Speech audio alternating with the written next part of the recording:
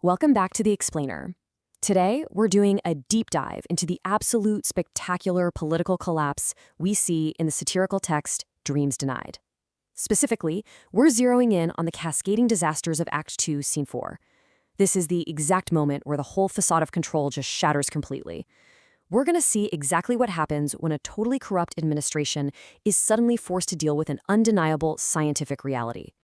So think about it. What actually happens when a political house of cards faces a very real public health crisis? Well, we're unpacking how one single threat sets off this massive domino effect of panic, sheer incompetence, and desperate maneuvering inside Governor Mutu's administration. I mean, it's one thing to govern through propaganda when you're just playing for political points, right? But it's an entirely different ballgame when people's lives are literally on the line. All right, here's our roadmap for today. First, we'll look at the information war begins. Then, the panic over zoonotic disease.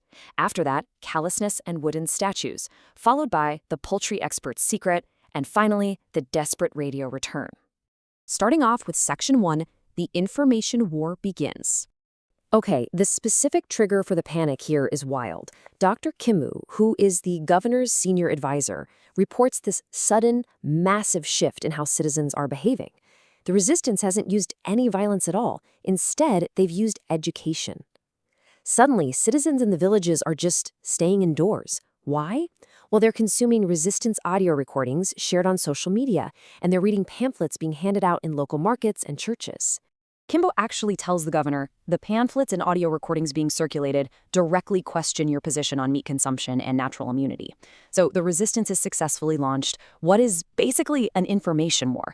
They're using local languages to completely bypass the state's official narrative, directly countering Governor Muitu's wildly reckless anti-science claim that eating uninspected meat somehow builds natural immunity. And the crazy part? The citizens are actually listening to the resistance instead of blindly following the governor. Moving on to Section 2, panic over zoonotic disease. This brings us to the terrifying reality those pamphlets are warning everyone about. This isn't just some political squabble anymore. It is a full-blown biological threat. We're talking about zoonotic diseases, like bovine tuberculosis, which can be transmitted directly from animals, like cattle, to humans. The administration's ban on meat inspection didn't just hurt butchers economically, it literally opened the floodgates for a deadly disease to jump to humans through uninspected meat and milk. Kimbu has to admit to the governor that the public is, well, absolutely terrified. Nduki's village, for example, has completely shut down. People are flat out refusing to go to markets or shopping centers because they're so scared of catching a contagious disease. We too tried to play a game of chess with public health policy, and the result is a completely paralyzed, panicking constituency. Which leads to Section 3, callousness and wooden statues. So how does a supposedly great leader react to a potential biological outbreak among his own people? Does he call in the doctors? Reinstate meat inspections? Nope. Instead of any sort of coordinated public health response, Muitu does something shockingly negligent. He just orders his terrified subordinate, Kimbu, to physically go to the infected village to get a measly 3-page report. Kimbu is literally kneeling, begging for mercy, absolutely terrified he'll catch the disease and leave his young wife a widow and his newborn baby fatherless. And this is where we see the absolute peak of the governor's moral decay. Muitu actually tells him if you get infected and die, I will also have a wooden statue of your likeness built in your honor at our parade ground near the mud pit latrines. I mean, wow. He offers his most loyal advisor a cheap piece of wood next to a toilet if he literally dies for him. It just highlights how completely disposable human life is to Governor Mutu. To add insult to injury, we get this brilliantly dark, comedic detail. Muitu admits Karara County is so ridiculously broke from all his endless mirage projects that they can't even afford a real bronze or concrete statue. His grand solution? They'll just paint the wood to match Kimbu's skin tone. It perfectly sums up his whole administration, completely bankrupt both financially and morally.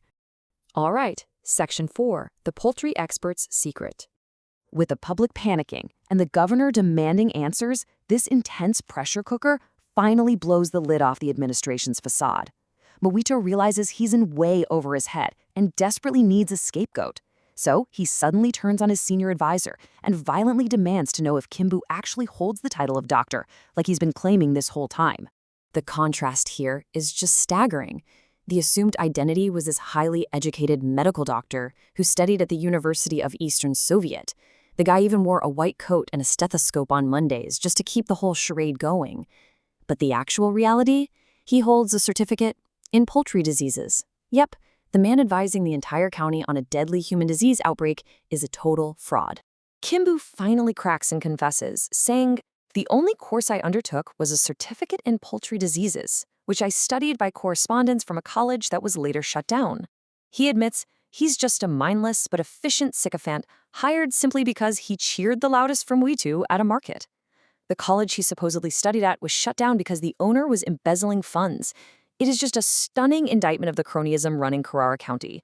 And finally, Section 5, the desperate radio return.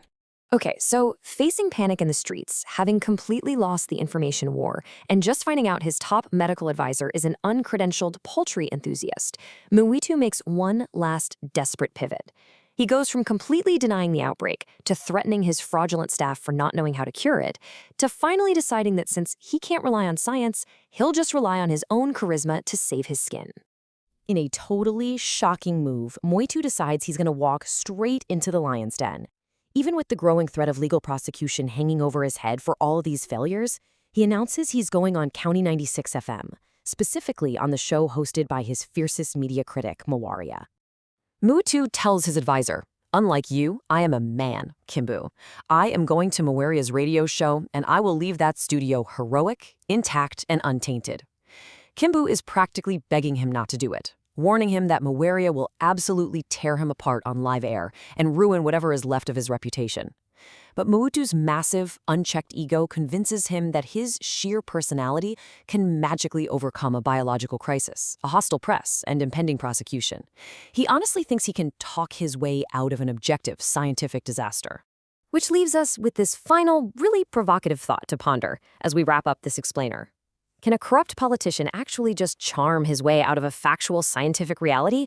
Or is Mtwito's arrogance on live radio going to be the final domino to fall, bringing his entire administration crashing down?